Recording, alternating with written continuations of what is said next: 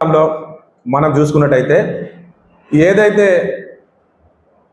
ప్రతిసారి అంటే ఎన్నికలు ప్రారంభం కాగానే అంటే ఎన్నికలు కాగానే పాల్వంచ మున్సిపాలిటీకి అసెంబ్లీ ఎన్నికలలో ఏంటంటే పాల్వంచ మున్సిపాలిటీకి ఎన్నికలు నిర్వహిస్తామని చెప్పి ఎన్నికలలో హామీ ఇవ్వడము, ఈ ఎన్నికలలో అయిపోయినాక ఎన్నికలలో గట్టెక్కి గెలిచినాక నాయకులు ఆ విధంగా ఆలోచన చేయకపోగా కాలక్షేపం చేసుకుంటూ మళ్ళీ 5 సంవత్సరాలు గడిపించడం జరుగుతుంది. ఈసారి మనం చూసుకున్నట్టయితే కొత్తగూడెం శాసనసభ్యులు కూనంనేని సాంబశివరావు గారు తన అసెంబ్లీ ఎన్నికల కంటే ముందు ఈసారి నన్ను గెలిపిస్తే ఖచ్చితంగా ఏది ఏమైనా పాల్వంచ మున్సిపాలిటీకి ఎన్నికలు నిర్వహిస్తానని చెప్పి హామీ ఇచ్చి ఆ విధంగా ఆలోచన చేయకుండా కార్పొరేషన్ చేస్తా, కొత్తగూడెం కార్పొరేషన్ చేస్తా, లక్ష్మీదేవిపల్లి మండలాన్ని కలుపుతా, చుంచుపల్లి మండలాన్ని కలుపుతా, సోదనగర్ మండలాన్ని కలుపుతా అని చెప్పి ప్రజలను మభ్యపెట్టే ఏదైతే ఈ ప్రయత్నాలు ఉన్నాయో వాటిని మానుకొని మేము ఒకటే డిమాండ్ చేస్తున్నాం, తక్షణమే పాల్వంచ మున్సిపాలిటీకి ఎన్నికలు నిర్వహించాలి. ఎందుకంటే చుంచుపల్లి, లక్ష్మీదేవిపల్లి ఈ మండలాలన్నీ కూడా పూర్తిగా ఏజెన్సీ మండలాలు.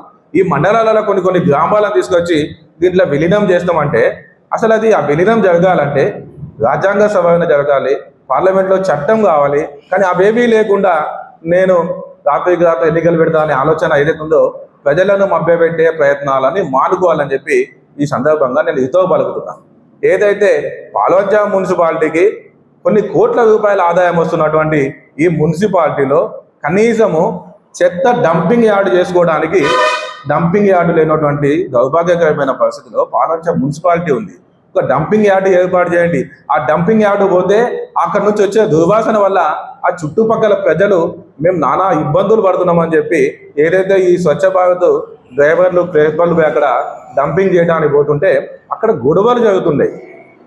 వాటికి అయినా కూడా వాళ్ళు ఎంతో సహనంతో ఆ యొక్క డంపింగ్ యార్డ్లో అక్కడ డంప్ చేస్తున్నారు.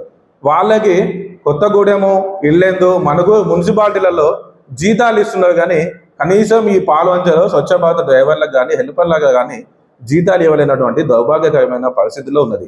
ఇటువంటి సమస్యలు మేము ప్రజల పక్షాన పోరాడతామని చెప్పి చెప్పుకునే నాయకులు తక్షణమే ఈ యొక్క సమస్యను పరిష్కరించాలి.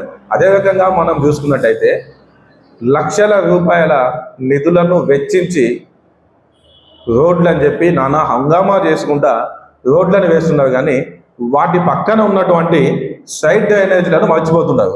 ఇప్పుడు రోడ్లు వేస్తారు, రోడ్లు వేసిన వెంబటే మళ్ళీ ఆ రోడ్లు అయిపోతాయి. రోడ్లు అయిపోయాక మళ్ళీ సైడ్ డ్రైనేజీ కావాలంటే మళ్ళీ డ్రైనేజీల కోసము మళ్ళీ రోడ్లని తవ్వే పరిస్థితి ఏర్పడుతున్నది. అంటే ఒకసారి డ్రైన్లు వేయటము, ఒకసారి రోడ్లు వేయటము. ఇవి ఎవరిని బతికించడానికి? కేవలం కాంట్రాక్టర్లను బతికించడానికి.